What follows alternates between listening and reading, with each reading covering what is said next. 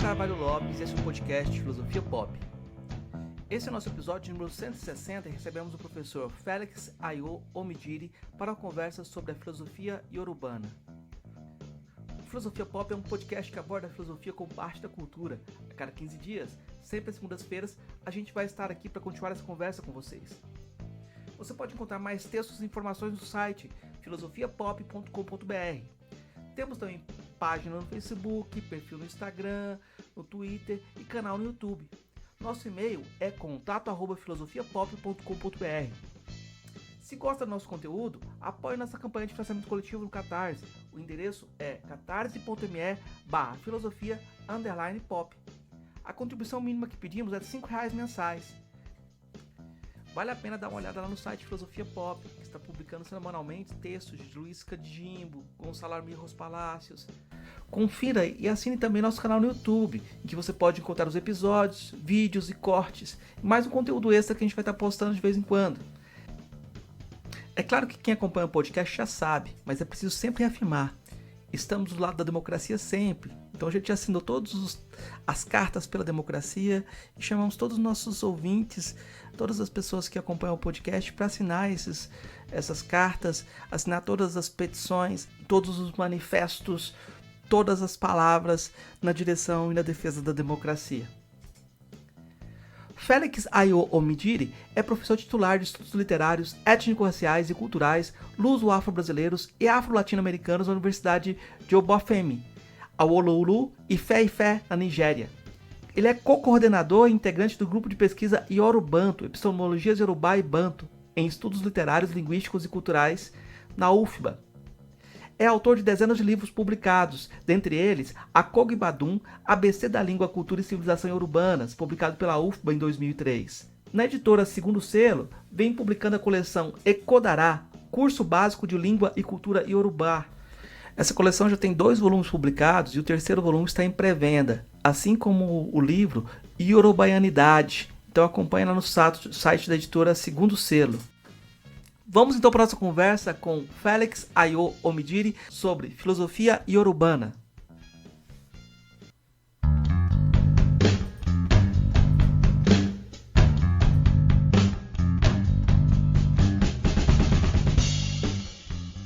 Começar te saudando, agradecendo a possibilidade dessa conversação e vou começar perguntando sobre a filosofia que você encontra na fala, na própria língua iorubana.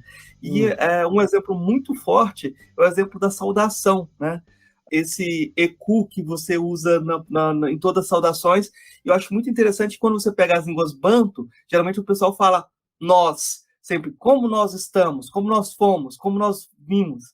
Como é que é essa filosofia que você encontra na saudação iorubana? Com isso eu te saúdo e agradeço pela nossa conversação.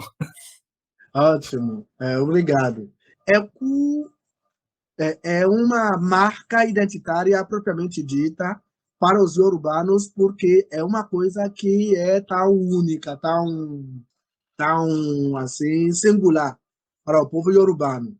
Inclusive, na área de tradução, já apareceram muitas coisas interessantes, às vezes coisas que não têm nada a ver e tal. Mas, por incrível que pareça, essa saudação foi uma das marcas primordiais da identidade iorubana.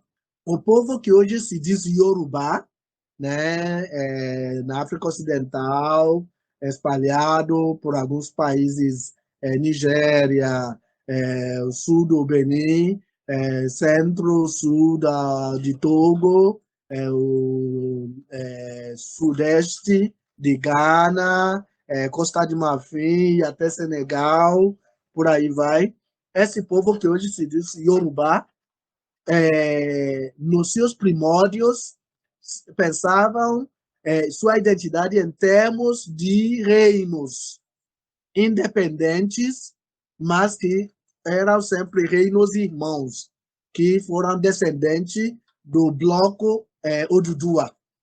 Então, as pessoas vão dizer, eu sou Ifé, eu sou Ijebu, eu sou Egba, eu sou Ekiti, eu sou Ondo, eu sou Ilajé, eu sou Manigri, Idaixá, Ajachê e assim por diante, que eram tipo cidade-estados no seu primórdio, eram reinos que hoje podemos chamar de cidade-estados e urbanos. Isso que dava identidade. Aí, quando eles vão ver, mesmo dentro daquele contexto, quando eles querem falar de um conjunto maior, eles vão dizer: nós somos todos uma Kaaro Direbi, quer dizer, somos filhos daqueles que se saúdam. Kaaro, bom dia. O Direbi, você acordou bem? Então, Kaaro o Dire acabou virando um tipo de etnônimo. Hoje, a palavra Yorubalândia, quando a gente vai traduzir, a gente vai dizer Ilé Kaaro-o-Dire, a terra de bom dia, você acordou bem, que seria a nossa versão de o que seria Yorubalândia, terra yorubana. Então, é a terra de Kaaro-o-Dire. Então, essa foi a primeira identidade coletiva de todos esses grupos irmãos interdependentes, né, que formavam, que operavam os reino-estados que tinham naquela época. E dentro da história também, quando eles começaram a ter uma presença fora, né, do núcleo central da África Ocidental aqui, quando os britânicos criaram a colônia da Serra Leoa como um território para recolocar os escravizados que eles conseguiram resgatar da rede de escravidão durante aquelas patrulhas do Atlântico. E eles não queriam, não sabiam onde devolvê-los na África. Eles foram criar essa colônia da Serra Leoa e lá tinha uma grande contingência de um grande contingente de Yorubá falantes. Aí lá não foram eles mesmos que se identificaram dessa vez, mas os outros grupos que agora chamavam eles de o povo Aku, porque eles sempre saúdam com essa mesma frase: Aku, Aku quando está chovendo, Aku quando está calor, Aku Oruru, Aku Oja, Aku Ixé, e aí Aku, que é mais coletivo. Aí, então, esse chegou, quer dizer, forte como uma extensão dessa mesma identidade de Kaaro ou Dire, que é a mesma raiz de Ku, Kuaro, Kaaro. Então, Akuojo, então é o mesmo Ku. Daí que as pessoas tentaram até fazer uma tradução. O que seria esse Aku? Inclusive no Brasil tinha uma escola, né? Inclusive com pessoas como o próprio João José Reis, que começou num determinado momento a dizer: não, aquilo tem a ver com morte, que a morte é muito importante para os yorubanos. Por isso que Joana Ebain diz Os Magos e a Morte, que é o título da obra dela fabulosa. Aí, então, que deve ter sido porque a morte é muito importante para os magos. Por isso que eles dizem Aku. Daí já sai gente traduzindo. Caro, cu oúnjẹ, que você não morra enquanto come, que você não morra enquanto acorda, que não tem nada a ver, né? Que não tem nada a ver, não tem nada a ver com o cu de morte, né? Aí, claro, muitas dessas coisas ficam difícil a gente chegar numa etimologia exata, mas pelas inferências, pela semântica, pela contextualização, o que eu defendo hoje como origem daquele cu que vem no ecu e acu na verdade, o sentido de Ekun, porque inclusive tem uma região urbana da parte de nordeste, o nordeste urbano. O povo de lá, a gente chama ele de povo Ekun, porque em vez deles dizer Eku, eles vão dizer Ekun. Então, um dos grandes historiadores da contemporaneidade iorubana, o professor Akil Gudiana, no livro que ele escreveu, Uma Nova História Iorubana. Ele conseguiu comprovar que o núcleo original do que hoje é Yorubá nasceu lá mesmo. Então, eles têm o proto-Yorubá por excelência. Então, quer dizer que na sua origem, esse Ku era Kun na sua origem, né? Da mesma forma que, por exemplo, na saudação para Oxum, aqui hoje, na Yorubalândia, as pessoas dizem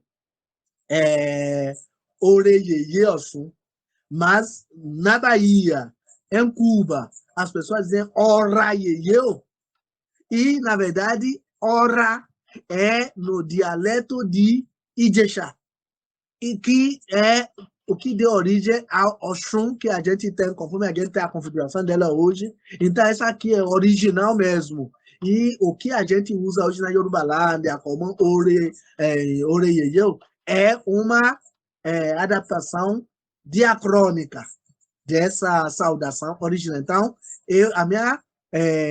o meu argumento é que esse Ku de Eku, Ekaaro, Ekaasan, Ekuodo, Akuixe, vem da raiz Kun, e Kun, como verbo em Yorubá, significa plenitude. É Kunrere, a plenitude. Então, quando a gente saúda as pessoas com a raiz de Ku, Akuojo, Akuixe, Akuorun, é que você tenha a plenitude dos benefícios que traz essa situação, né? Porque, inclusive, o Ekun a gente não usa para situação negativa, né? Por exemplo, quando alguém morreu, a gente não vai dizer Eku, que parabéns pela morte por essa pessoa, não. A gente não vai dizer Eku. Então, o Ekun é a plenitude de tudo aquilo que se deseja de bem para o outro, naquele momento, naquele contexto. Então, é uma filosofia de plenitude, quer dizer, de bondade. Por isso que eu chamo de filosofia humanista, porque quando o iorubano, como eu falo em todas as minhas obras, quando o iorubano encontra outra pessoa, ele não tem nenhuma saudação, é culpa para essa pessoa, a pessoa tem que correr, porque tem briga aí. Que eu falo isso e os meus alunos adoram quando eu falo isso no Brasil, que só tem poucas situações, contextos em que você não tem saudação Eku para outro. Aí eu fico brincando que, por exemplo, se você encontra duas pessoas fazendo amor, não tem saudação Eku para eles, porque esse negócio é privado. Você não era para você ter visto isso, então não tem Eku para pessoas que estão no processo de fazer sexo. E que também, se você encontrar, por exemplo, a gente para todo momento do dia tem um Eku, né, como saudação, e até fiz uma tabela a respeito aqui nesse livro 1, né? Saudação do dia, período do dia, está aqui nesse livro 1 do Ecodará, na página 18. Aí, períodos do dia e saudações. Afemondio, que é madrugada, entre as 4h30 e 5h30, 5h40, a gente é com afemondio, né? Quer dizer, com saudade naquele momento de dia que ainda está nascendo. Idade já é um pouquinho mais, o dia já raiou mais, quando já se consegue distinguir as coisas. A gente diz quando se consegue ver as linhas da palma, né? Essas linhas que a gente tem na palma, quando você já consegue ver isso, aí já é idade, a gente diz cuidade. Oguro é quando já é o equivalente de manhã, né, em língua portuguesa, entre 6h30, 9h30. É caro, é oguro. Quando, depois disso, quando o sol já começa a se você sentir na pele, né? Inclusive, você vê como o nosso povo entende a questão até da vitamina D do sol, quando o sol deixa de dar vitamina D e começa a provocar câncer de pele. Aí a gente já chama de Yaletá, com esse efeito sol. Aí a gente já diz, é com Yaletá, né? Aí, quando o sol está igual à pessoa, quando a sua sombra está igual, quando você fica em pé e a sua sombra está igual, a gente chama de Urunca-Atari. Aí, para nós, é o som, é o Atari por excelência para a gente. A gente chama Cação, né? E rolê, quando o sol já começa a perder a sua força, né? E rolê, o entardecer, né? E quando o sol já some, quando o sol se pôr, aí já é alé, é coalé, né? E ainda tem ouro, quando é noite fechada, né? Talvez a partir de meia-noite, 11 da noite, meia-noite, por aí entre esse período e 3 da madrugada. Esse é o único período que não tem saudação. Não tem saudação em Yoruba. Porque a gente diz Ojoru Kokwaenirere, que a chuva que cai nesse período não pode apanhar uma pessoa de bem. Porque pessoa de bem deveria estar em casa, na cama. Então, se você encontrar alguém na rua nesse momento, você não deveria falar com essa pessoa. Porque pode ser uma pessoa que está fazendo ebo, né, que fez um jogo e precisa despachar um ebo. E muitas vezes esse tipo de você não deveria falar com pessoa. Então você não atrapalha, não saúda. Pode também ser um orixá que está tentando resolver os negócios dele, aí você não saúda. Então, por isso, nesse período, é o único período do dia que não tem saudação, não tem ekuru em Yorubá, mas todo o resto tem. Então, aí, por isso que eu chamo ECU de filosofia humanista iorubana, por excelência.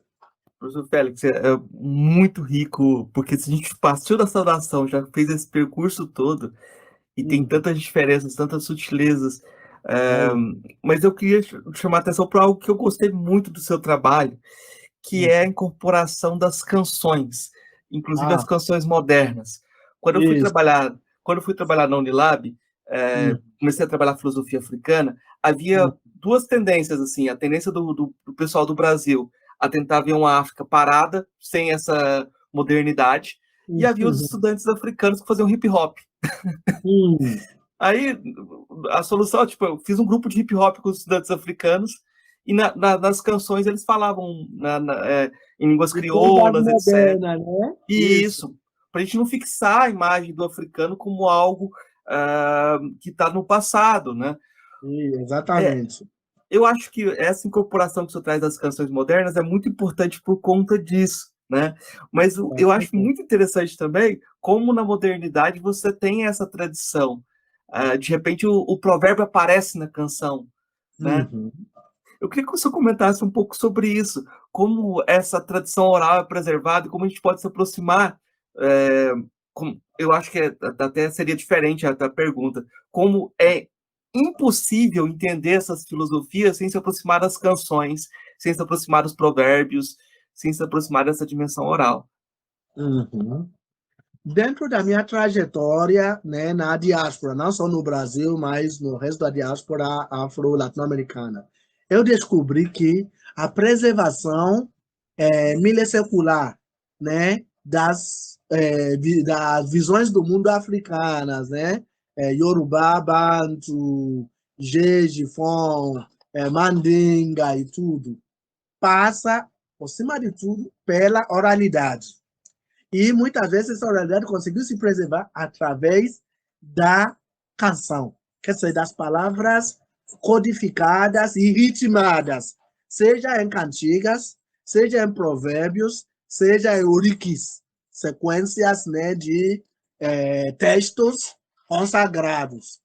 E aí, por isso que eu inventei, nos inícios dos anos 2000, quando eu comecei a dar aula no CEAU, a privilegiar as cantigas como ponto de referência para o ensino da gramática iorubá, da literatura iorubá, da história, de toda. Aí, se você vê o livro que você tem nas mãos, cada capítulo eu começo com uma cantiga.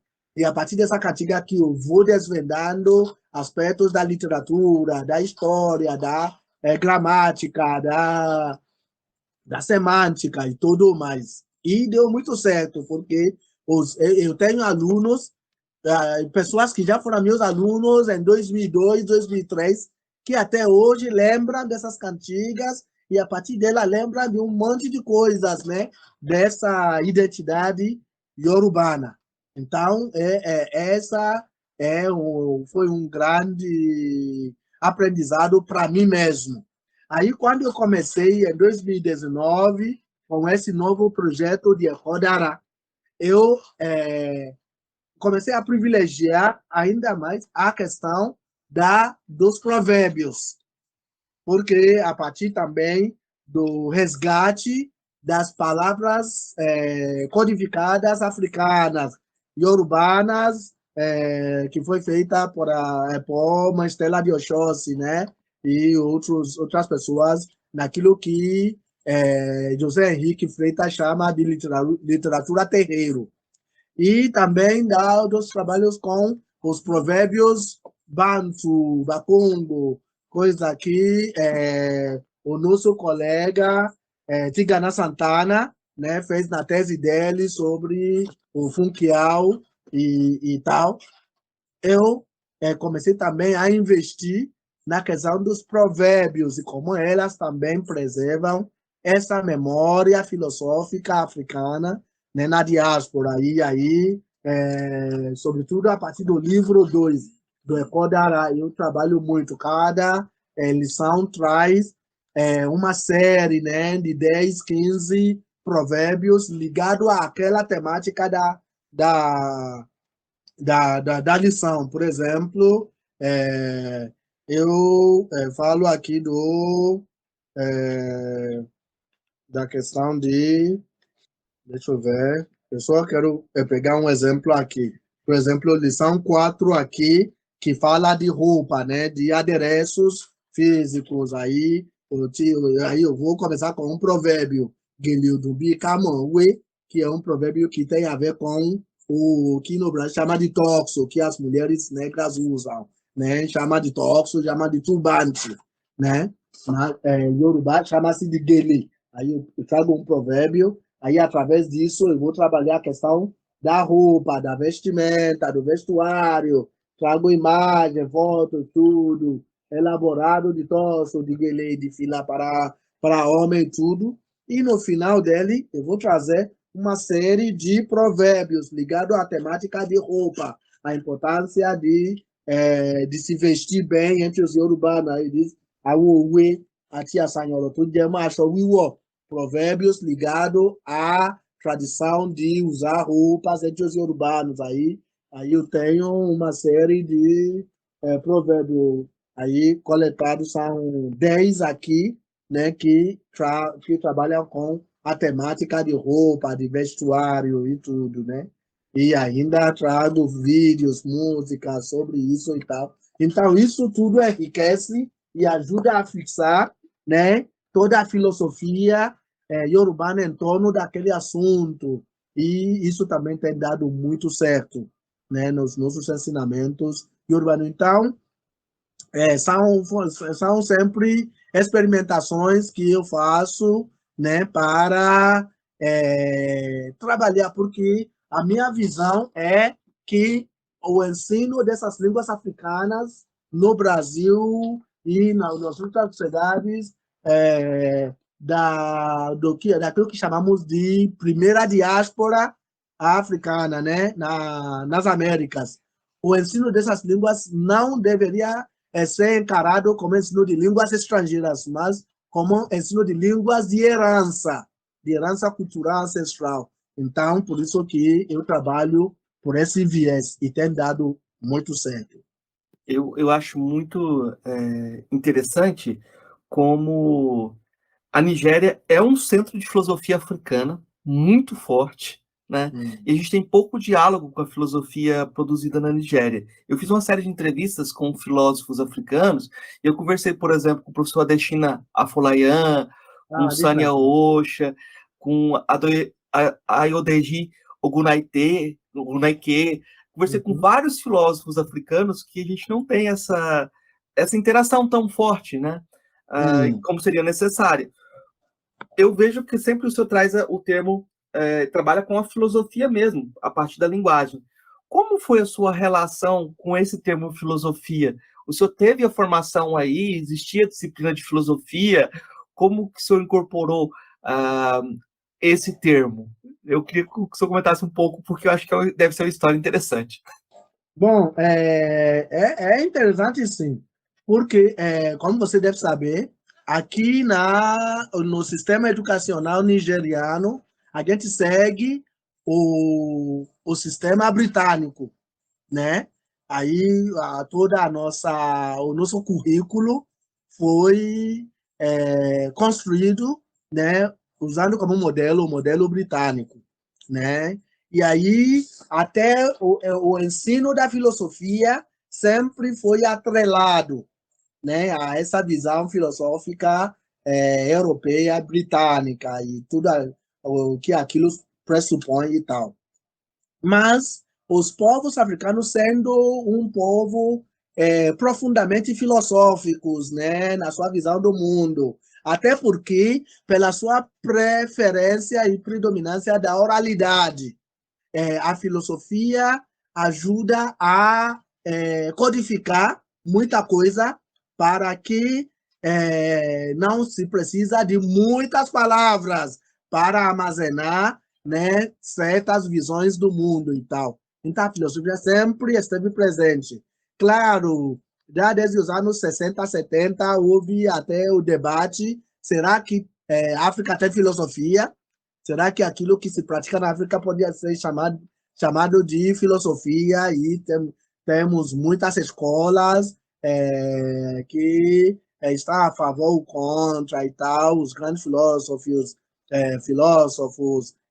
da escola ganense, Bediaco, Beduardo e muitos aí, escola guinense, inclusive o próprio Untonji, Paulin Untonji, e muitos outros assim, que até vão dizer, não existe. Aí entrando na escola Yorubá nigeriana, como alguém como o Sofia Oluwole, que vai tentar até trazer a personalidade de Orunmila para equivalê-lo ao ícone mundial da filosofia ocidental, Sócrates, né? Na famosa obra dela, Sócrates e Orunmila, dois santos padroeiros da filosofia, né? Aí muito provocativo o título dela e tal. E a gente vê como ela trabalha essas questões e muitos outros filósofos. Então, sempre tem isso. E as pessoas, claro, aquela coisa. Hoje, na nossa escola lá da Bahia, a gente trabalha com a epistemologia Yorubanto, onde a gente tenta, assim, desconstruir todas essas questões preconceituais da filosofia eurocentrada, que tenta trazer aquilo que a gente chama de falsas dicotomias, né?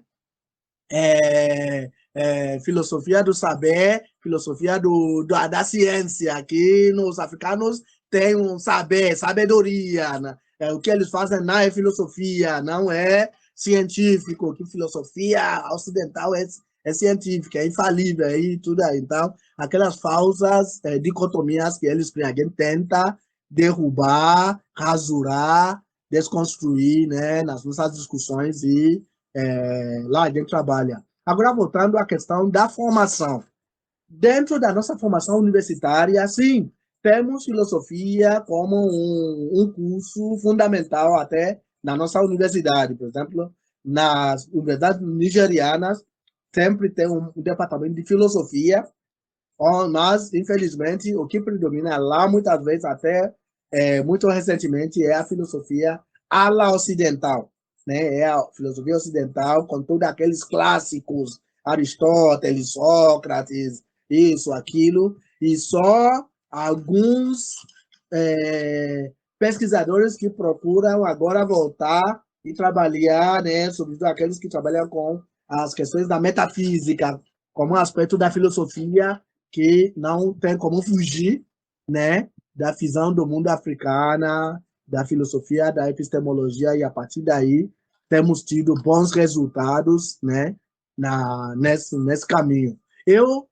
pessoalmente não tive essa sorte, porque nos meus anos de formação na universidade, quando eu fazia a licenciatura, eu, como aluno de licenciatura em línguas estrangeiras, e ainda trabalhando com duas línguas ao mesmo tempo, não tinha a possibilidade de pegar esses cursos obrigatórios da área da filosofia, porque como eu já estava numa área de combinação, eu não tinha espaço na minha grade curricular para isso. Então, eu não estudei filosofia aqui.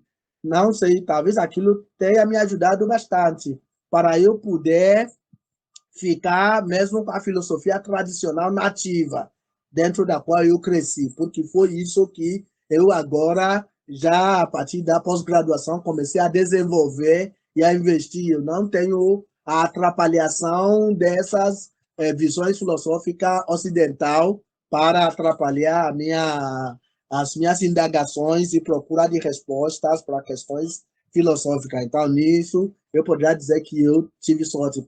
Foi muito depois que eu já tenho uma boa fundação filosófica, que eu agora comecei a ler os clássicos ocidentais e tudo, e poder dialogar diretamente com eles de igual para igual e tal. E eu acho que isso foi uma vantagem para mim. Não, mas eu acho importante fazer essas questões, porque me assusta um pouco que na Bahia até hoje não tenha tido uma cadeira de filosofia africana, sabe? Uhum. Eu acho que é uma coisa sintomática sobre como as coisas são deixadas de lado, e É devia ter. isso. Como é que na UFBA não tem uma cadeira de filosofia africana Tem específica, muita né? coisa que tá aqui, fica faltando. Uhum. Inclusive, se não fosse pela sabedoria, né, e a teimosia de Xangô que predominou no nosso grupo de pesquisa na UFBA, quando eu entrei como professor visitante em 2018, que a gente começou, né, trabalhando para termos esse curso de línguas africanas, Yorubá e Kimbundu, lá no PUFBA, que é só curso de extensão. E a nossa briga até hoje é que está mais que na hora de uma universidade como o UFBA, localizada no maior estado negro fora da África, de ter uma cadeira de línguas africanas. Porque você tem italiano, tem curso de espanhol, italiano, inglês, alemão e tudo, e as línguas, né, de mais de 85% da população que eles têm como língua de herança não entrou. O CEAO, durante muito tempo, protagonizou o ensino da língua e filosofia africana lá no CEAO, também como curso de extensão, e para dar continuidade a isso, porque o CEAO sofreu algumas mudanças que atrapalhou o seu funcionamento, que a gente foi ressuscitar. Mas o nosso objetivo mesmo é poder ter como curso de graduação, né, línguas africanas, né, graduação, licenciatura em língua iorubá, cultura, literatura, civilização iorubá e tal, como a gente tem. E, então, tem muita coisa que está faltando. Filosofia africana, são pessoas como Eduardo Oliveira que procuram trazer esses quesitos, né, nas discussões, nos trabalhos deles. Eu fiz entrevistas com esses filósofos que eu te falei, e alguns têm essa perspectiva da filosofia como modo de vida, da mesma perspectiva que o senhor está trazendo, do Orumila Não, como grande. para o africano é justamente Sim, isso, sim, porque é a vivência mesmo, sim. e por isso que a gente traz a ideia da idade como sine qua non para a filosofia. Quer Uhum. dizer, inclusive, em determinados momentos, a gente usa como sinônimo de filosofia aquilo que a gente chama de oroagba, palavra dos mais velhos. Né? Nesse sentido, eu acho muito interessante como no Brasil essa filosofia da ancestralidade tem se desenvolvido. Hum. Mas aí tem uma coisa interessante, que quando você entra na comunidade, você é sempre o mais novo. Você pode ser o mais velho, se você não está na comunidade de terreiro, você é o mais novo. E Isso. você pressupõe a sabedoria do mais velho. Eu estava Porque a comentando isso. questão do Agba também tem isso, que não é só uma questão de idade cronológica. Uhum, Pode, a questão da experiência conta, aham, né? Conta. Mas, claro, quanto mais tempo a pessoa vive, mais a pessoa vai aprender. Inclusive, a gente diz, ọmọdé tó bú àgbàlagbà ní olójú jíjìn, kó gbàdúrà kí ojú òun mọ̀ rí tí ojú àgbà rí tó fi jìn. Que faz parte da sabedoria que os mais velhos adquirem, que os olhos, com idade, ficam mais profundo na cabeça. Quer dizer, parece uhum. que os olhos dos mais velhos se retraem. O olho parece que ele se afunda nas órbitas oculares, que é por conta das coisas da experiência que ele já viveu, a vivência, né? E que é isso que é o nível basilar, né, da filosofia mesmo para quer dizer, a nossa sociedade africana. Mas meus alunos de Guiné-Bissau, eles me trouxeram uma expressão chamada grande canja, Uhum, grande quiabo, que é uhum, aquele mais velho que não é respeitado. O pessoal já sabe que ele não faz parte, ou que a posição dele é a uhum. posição de dissenso em relação à comunidade Porque também, aquele né? é relevante. Então, eu acho interessante pensar que nem todo mais velho tem esse respeito, porque Claro, algum. inclusive tem um provérbio em Yorùbá que diz: àkúkù sẹ́ ó sàn sẹ́yà ràdàràdà, ká kú lọ́mọdé kó yẹni, ó sàn ju ká dàgbà tọrọ jẹ. Que velho insensato em sabedoria não vale o apelido de velho para a gente. Então, ele será tratado como uma criança, como uma pessoa inconsequente. Então, não é automaticamente que todo velho é sábio. Não é automático. Isso Não é. é muito importante, porque às vezes a gente Não é. generaliza, e eu acho que Não é é. importante tomar cuidado. Existe, pelo menos Não na é ética, todo velho que é sábio. Por isso que se a gente tem aí adjetivos que a gente usa. Àgbàyà, àgbàlagbà, tọrọ jẹ, adàgbàmọ́dànù. Olha só, que ele adquiriu idade cronológica, mas não adquiriu vivência filosófica, né? cara, maravilhoso, maravilhoso. Eu estudando a ética Banto, você tem sempre a ideia do muito e do quinto. Você pode o Hum. tempo todo virar quinto. Se você se comportar mal, você vira um objeto. Então, É, o que é negativo, você pode cair no que, né? Mas você tem que se construir como mundo o tempo todo. E quando as pessoas apelam para isso, é como se não pode conversar com mais ela. Então, não tem a sabedoria. A sabedoria é essa posição, mas é uma posição de reconhecimento, né? Eu do acho isso muito conhecimento. importante. Eu sei que você está com um tempo apertado, então eu vou partir já para minhas 3 questões que eu faço para todos os convidados, porque senão não vai dar tempo. A primeira delas é justamente o que é filosofia. Hum.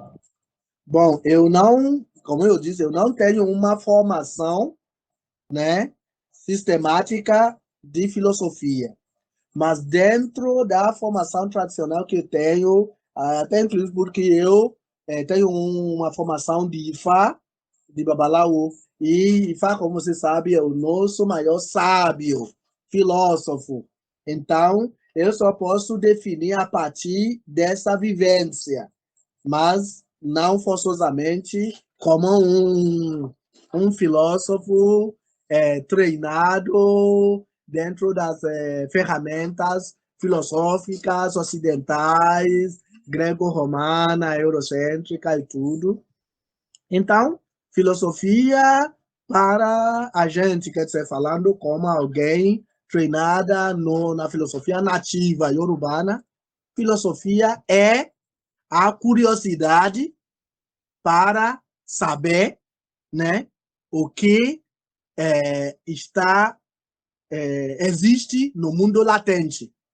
Porque o iorubano, a gente acredita em 3 mundos. O mundo físico de nós que estamos aqui nos vendo, o mundo dos mortos, aqueles que já passaram por aqui, e o mundo daqueles que hão de vir, que ainda nem chegaram aqui, mas que interagem com o nosso mundo. Aí a filosofia é a sabedoria de lidar com esses três mundos, sem pisar em falso. Então, se você... por isso, a palavra que mais recorre quando a gente fala da filosofia é ọgbọ́n, embora há outras palavras ligadas, ọgbọ́n, ìmọ̀, òye, são intimamente ligadas em Yorùbá, e quando a gente começa a fazer definição em língua estrangeira, a gente se perde, né? Aí, quando a gente fala em ọgbọ́n, aí a gente chama alguém de ọlọ́gbọ́n, alguém que tem ọgbọ́n, quer dizer, alguém que sabe trafegar o mundo, porque com ọgbọ́n la fi ń gbélé ayé, e que quem não tem uma boa filosofia não vai sobreviver no mundo, qualquer que seja a época. Mas a nossa filosofia ainda vai nos ensinar que mesmo esse ọgbọ́n tem limite. Por exemplo, a gente vai dizer, ọlọ́gbọ́n, tem Odùfá, Ògúndẹ̀rín, que fala isso, que ọlọ́gbọ́n ayé kan ò gbọ́ngbọ́ngbọ́n kó ta kókó omi sétí aṣọ rí. Àwọn mọ̀rànmọ̀ràn kan ò mọ̀ràn kí wọ́n mọ iye erùpẹ̀ lẹ̀. Ò bá mọ̀rànmọ̀ràn kó o mọ pọ́nà pẹ̀lú. Adíáfọ́lọ́rọ̀ ọ̀fẹ́ tí ó fọwọ́ ara rẹ̀ tán wà tàwa ṣe. Ifá tó gẹ́gẹ́ kó o wá fọwọ́ tiẹ̀ tún wà tàwa ṣe. Quer dizer, diz que, por mais sábio que possa ser uma pessoa, essa pessoa não vai conseguir fazer um negócio que é muito comum, né? Aqui, por exemplo, as nossas mulheres, né? Quando elas, principalmente quando elas estão na feira, para guardar dinheiro, vão pegar o dinheiro, enrolar quer dizer, na beira do seu vestido e vão amarrar, né?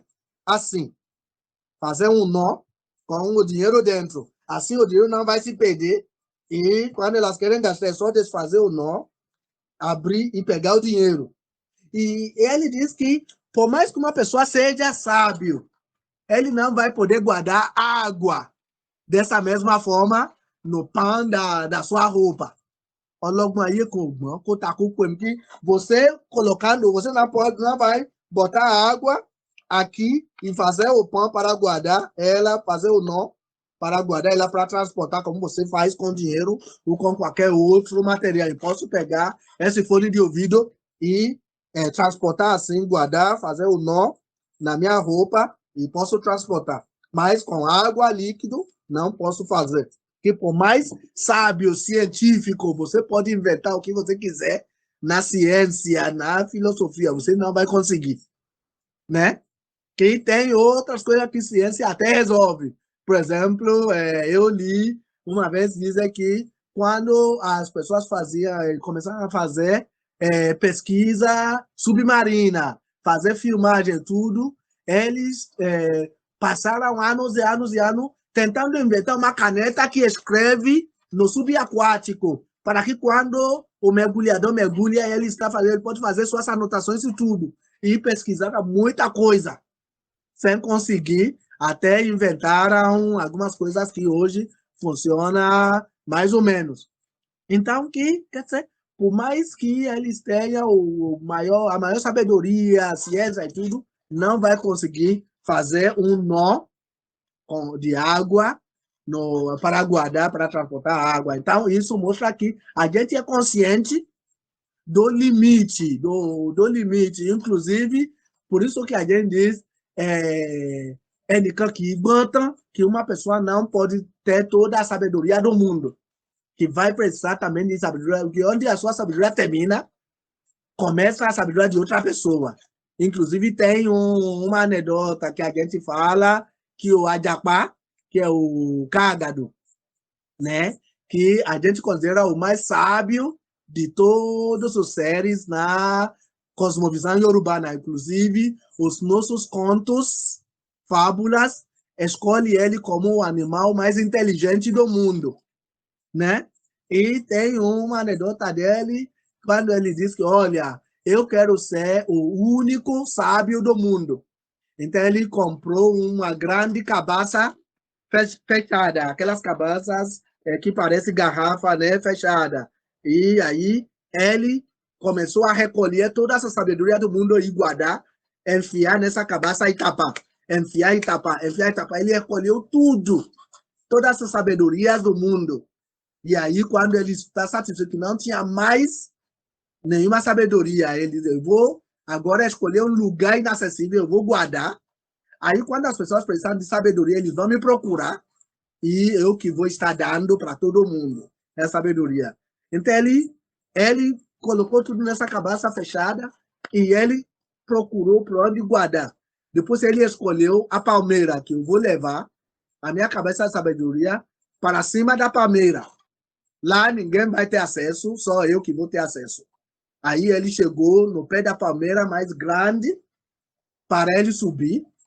Aí ele colocou a cabeça na frente dele assim, abraçado, né, com a cabeça e tentado com a outra mão subir na árvore.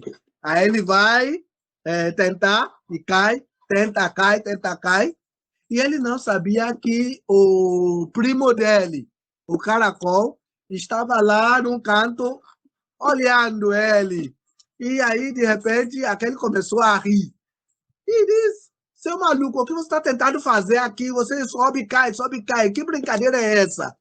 Aí depois diz, você não vai entender.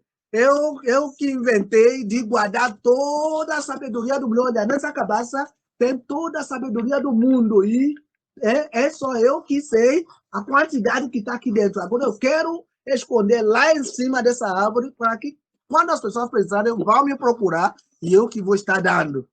Aí ele diz, muito bem pensado, muito bem feito. Mas olha, que tal você colocar a cabeça, amarra a cabeça na tua costa, para você ter as duas mãos livres para subir. Aí, o rapaz diz, puxa, é que você tem razão mesmo. Mas vem cá, de onde você pegou essa sabedoria? Porque eu achei que eu tenho tudo aqui. Então quer dizer que não tenho tudo. Aí ele, na raiva, jogou contra o chão e a cabeça assim espalhou, quebrou, e aí toda a sabedoria se escapou e tudo. Para dizer que é impossível uma pessoa ser detentor de toda a sabedoria do mundo. Por isso que a gente faz conselho. E como se diz, nas cortes dos reis aqui, sempre tem, assim, 3, 4 cortes diferentes, onde as pessoas compartilham a sabedoria sobre assuntos e tudo, né? Porque, inclusive, tem um provérbio iorubá que diz ọmọdé gbọ́n, àgbà gbọ́n, la fi dálẹ̀ Ifẹ̀, que a terra de Ilé-Ifẹ̀ foi fundada com a sabedoria dos mais velhos e dos mais novos, né? Quer dizer, os mais velhos trazem essa sabedoria e os mais novos, crianças, também trazem, assim que a cidade foi fundada e subsistiu até hoje. Então, para a gente, aquela arrogância, absolutismo que caracteriza a filosofia ocidental, que é única, o dono da única verdade, da única beleza e tudo, não existe dentro da cosmovisão iorubana quando a gente fala da filosofia, que a gente não acredita que alguém seja dono, né, de todo o saber e de toda a filosofia. Então, isso é a nossa filosofia nativa, iorubana. Maravilhoso, professor. Essa história ela é muito boa e o senhor já deu o exemplo do que é filosofia contando a história, a importância das narrativas também dentro da definição. Eu tinha outras questões, se a gente tivesse tempo eu ia perguntar mais coisa para o senhor, inclusive quando o senhor falou das 3 partes, tem um filósofo iorubano, Isiaka Laleye, que ele diz que existem 3... Ele diz que existem... Isso, ele diz que tem 3 planos de realidade, Aie, Orum e Ile. Eu acho muito interessante, porque já tem uma disputa, porque geralmente o pessoal só fala de Aie e Orum, deixa o Ile de lado. E eu perguntar, né? Como é que o senhor acha essa divisão em 3 partes que o senhor citou, né? Que é dividido em 3 partes? Corresponde justamente àquilo que eu citei, porque Aie é o mundo dos vivos, nós que estamos lá. Onu é o mundo dos que já foram. Onu. Ile é o mundo daqueles que hão de vir ainda. Uhum. E, inclusive, que inclusive se conta os orixás, os ebora, os Irumolé e todos os outros tipos daquilo que o ocidental vai chamar de espíritos, né, na filosofia metafísica e tal, que inclusive eles não acreditam muito dentro da filosofia ocidental, né, mas que é real para a gente. Para o iorubano é uma filosofia super real, super coerente. Eu já chamei a atenção porque geralmente o pessoal só fala de dois planos, Né? dicotomiza. Para a gente E aí são tem o três planos, terceiro. né?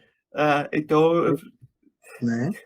a outra pergunta que eu faço para todos os convidados é sobre quem foi a filósofa ou filósofo que mais impressionou pessoalmente. Aí você já deu sua definição de filosofia. Eu quero saber quem que quem são seus mestres, então, que te impressionaram, mais te Bom, impressionaram. para mim, como eu falei, a minha incursão, a minha compreensão da filosofia passou de longe, né, da escola filosófica ocidental. Eu, eu escolhi como meus mestres mesmo aqueles que hoje se chamariam de mestres tradicionais no Brasil, né? Tipo, mestres de terreiro, tipo aqueles que mestre de chamava de tios e tias da costa, na época deles, né? Que são filósofos brutos, que não tem toda aquela polidez, né, da filosofia ocidental, daquela coisa. Então, hoje, os meus mestres são meus oluos, né? Os mestres de Ifá, de Orixá, né? E também os historiadores tradicionais, que muitas vezes até são analfabetos aos olhos da educação ocidental, mas que são profundos filósofos, porque eles são detentores de uma sabedoria, uma filosofia muito expansiva, né? Então, eles são, sim, meus mestres que me impressionaram e que me impressionam até hoje. Dentro desses mestres, você citou aí o mestre Didi, né? Tem, Ah, sim, mestre Didi, quer dizer, do lado do Brasil, claro, né? é, Mas aqui desse lado eu tenho um monte deles, tem o Andy Abimbola, o Agbaye, que foi um grande, ele foi reitor, inclusive, dessa universidade minha, de 82 a 89, né? Ele foi reitor dessa universidade, ele é um grande babalaú também, formado, treinado na escola tradicional, ele é um artista um orador, um artista da oralitura, né, e ele tem uma larga, né, visão do mundo filosófico iorubano, que entende, então tem ele, tem Ifáyẹmí Ẹlẹ́bùúbọn, que é outro grande babaláwo Arabá de Oxogbo, tem outro mestre meu que infelizmente faleceu, né, em junho, agora, que é o Arabá Ọlápàdé Akànmú, né, de Ibadan, ele é de Ibadan. Então, temos um monte assim desses mestres tradicionais que são grandes filósofos que têm uma ampla, né, visão do mundo filosófico. a terceira pergunta que eu faço é quem é seu filósofo ou filósofo favorito? Que eu já sei que eu não vou ter resposta, porque não tem o favorito. Essa ideia do favorito é uma ideia já. Bom, eu não, porque inclusive a ideia de filósofa favorita é uma invenção também do Ocidente, né? Que tem aquela coisa de hierarquização, né? As 10 melhores canções as 10 melhores textos e essas coisas todas, né? A nossa tradição nos ensina a não hierarquizar, a não, porque a gente até diz uma coisa que é espantosa. Ọgbọ́n ọdún yìí, wèrè ẹ̀mí, quer dizer, a sabedoria, a filosofia mais fabulosa de hoje. Daqui para um ano, pode ser a coisa mais estúpida do mundo, que as pessoas vão escutar e dizem, de onde saiu essa coisa tão, né? Então, por isso a gente não pode ter aquela coisa de, fantástica, ele já diz tudo, né? Até hoje, Sócrates já falou tudo, não? Para a gente, só, talvez, Orunmila, que é o sábio de Ifá, a gente pode dizer que ele que ele seria aquele proto-filósofo que a gente escolhe e tal. Mas, quer dizer, porque a gente acredita que a filosofia, como qualquer ciência, sabedoria, também tem prazo de validade. E que aquilo que você acha que é a sabedoria mais espantosa do mundo hoje, amanhã vai ser a coisa mais estúpida, mais sem sabor, né? Do amanhã. Então, é por isso que eu não vou poder dar uma resposta ou nomear alguém como meu filósofo favorito, certo? Mas acho que Orumila é uma boa resposta já. Eu acho Hum. que.